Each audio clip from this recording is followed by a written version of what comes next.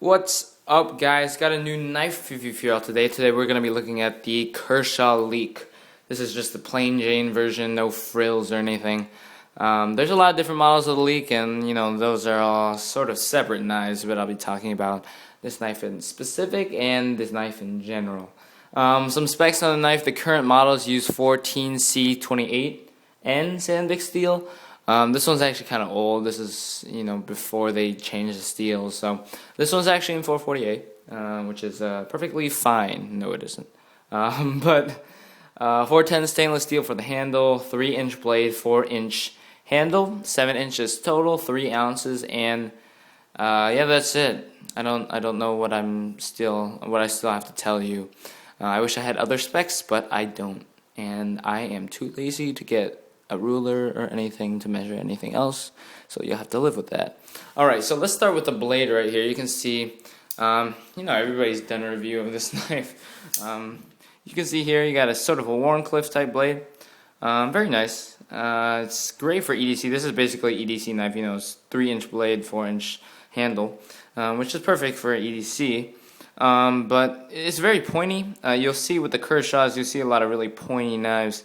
Very, very pointy knives, and you can really just poke into stuff. Sometimes I just like to poke bottles and stuff in my spare time because that's what I do. But with the Warncliffe, you can get a lot of work done with it. It's just the same as any knife with belly, as long as it has that utility tip. It works perfectly fine. It's got the bead blasted blade, which means it does rust. 448 is kind of less rust resistant than I think the sandvik steel that they're using now, so the rust problems aren't as bad as they are now on the newer models, but the edge retention is significantly better. I would probably go with the 14C28 any day, but I just saw this one at a ridiculous price, so I had to pick it up. The grind is pretty nice. You got a 2/3 grind, hollow grind. And it comes to pretty thin edge, or sharpens pretty well. I haven't sharpened this one. This one is a user though, but I used to have a Kershaw Leek before, and that sharpened up pretty well. You can see there, 1660, Kai patented, made in the USA, which is pretty unique for a knife of this price range. This one is pretty old. This one was made in July '06. Now you can see how fast that blade comes out. That's because this knife does have the speed safe assisted system. Basically uses a torsion bar to make the knife oh so super fast and almost bordering on illegal. But it's a really cool system, and it really does work. I heard some of them rattle. I've had a few with that actually. I think my ZTO301 does that. It rattles a bit when you shake the knife around, but this one hasn't developed that problem yet. And if you ever break a torsion bar, Kershaw will gladly replace it for you, or at least send you a new one that you can replace yourself. So that's good. The opening method on this knife is either a flipper here, which works very well because it's assisted, and a thumb stud here, which works very well because it's assisted. I look at this design and I imagine if it didn't have speed safe, it'd actually be really hard to open manually because these thumb studs are so awkwardly placed, and the flipper is not long enough to give you that range of motion to flick out the blade.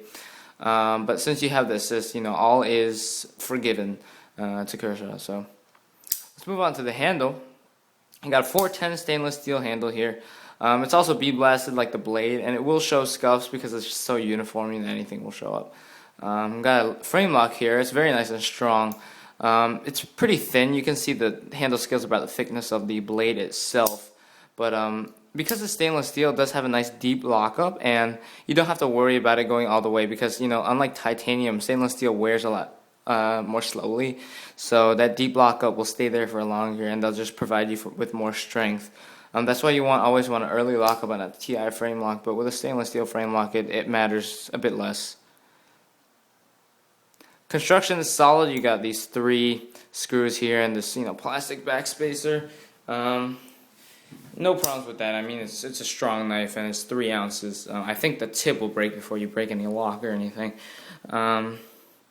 The lock is very easy to disengage, and it's a very ergonomic knife. It's easy to hold like this, and you can choke up your thumb like that if you're doing a different sort of job.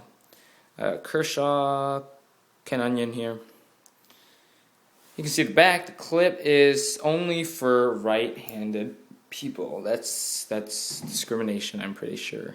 I could sue Kershaw for that. No, I'm just kidding. But yeah, it's only on right, tip up, tip down. They don't give anything for the left. I think it just makes it look a little cleaner, though. I don't mind because I'm right-handed, but you know, you should be nice to the other people.